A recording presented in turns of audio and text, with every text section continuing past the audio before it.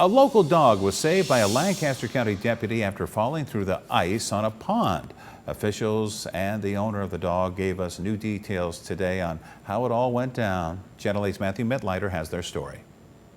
Tonight, a local dog owner is thanking first responders for their help in rescuing her pup, who fell through the ice at this pond near 98th and Pioneers Boulevard. Angela Paolini says last week her dog Bear ran out onto their pond and fell through the ice. Paolini tried to crawl out onto the ice, knowing it would probably break, and it did. And I don't know what I was thinking, because I'm there in the water and I can't get to her. So then I started struggling to get back to shore. I was just the whole time, not today, I'm not dying today, it's not happening, my husband will kill me if I die. Paolini says her husband helped her get out of the water and called 911. Deputy John Brady arrived shortly after.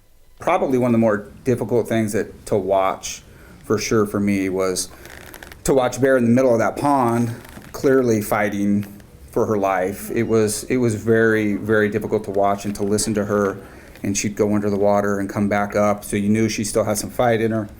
And I think we finally just made the decision that we gotta go get her. First responders searched the neighborhood for some kind of flotation device and found a kayak. Brady then slowly pushed the kayak out onto the ice. You knew at some point in time you were gonna go in. It's just the way it was. You just knew. You just didn't know when it was gonna happen.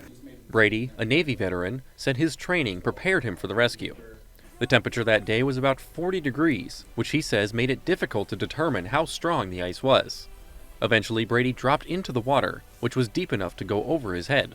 When he reached Bear, he lifted her up into the kayak. She had a wonderful look on her face when I got to her, for sure, because I think she was so tired. Yep, I agree. It was cold. Officials say Bear had been out in the water for about a half hour by the time she was rescued.